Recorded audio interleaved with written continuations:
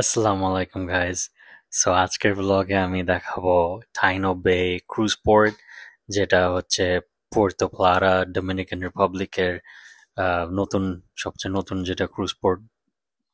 So এই cruise পোর্টটা অনেক বড় ছিল অ্যান্ড ছোট বাচ্চাদের থেকে বড় অ্যাডাল্টসদের জন্য এভরিথিং ওরা করছে। সো লাইক ছোট বাচ্চাদের প্লেগ্রাউন্ডস আছে, খেলার জায়গা, and then adults there, bars or like lazy river or খাওয়ার জায়গা, শপিং এর জায়গা, সবকিছু আছে এখানের মধ্যে।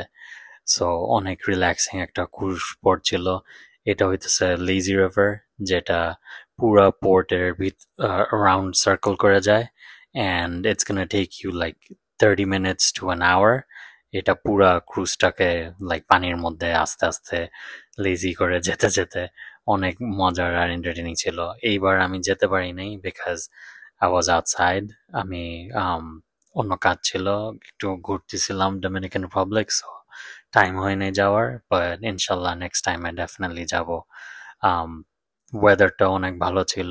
এখানে দেখতেছেন যে গ্রিনারিতে ভর্তি, অনেক সুন্দর সুন্দর গাছ ছিল, প্ল্যান্টস ছিল। সো অনেক মজা হয়েছে এখানের মধ্যে অ্যাকচুয়ালি। এইখানে কয়েকটা বার্স আছে যেখানে লাইক অবভিয়াসলি ড্রিঙ্কস আছে, বাট নন অ্যালকোহলিক ড্রিঙ্কসও সার্ভ করে। এখানে একটু প্রাইসি সবকিছু, লাইক জামা কাপড় কিনতে ওর খাইতে অনেক টাকা লাগে, বাট মজা ছিল, খারাপ না।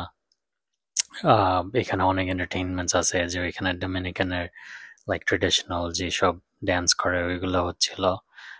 সো ওভারঅল অনেক সুন্দর একটা পোর্ট, একদম বড় ছিল। ক্রুজের থেকে বের হয়ে একদম গেট পর্যন্ত যেতে লাইক অ্যাট লিস্ট 30 মিনিটস লাগবে হেঁটে। সো অ্যাকচুয়ালি অনেক বড়, অনেক কিছু করার আছে। সো টাইম নিয়ে আসবেন। সকালে ক্রুজ থামে লাইক 7-8 AM এ।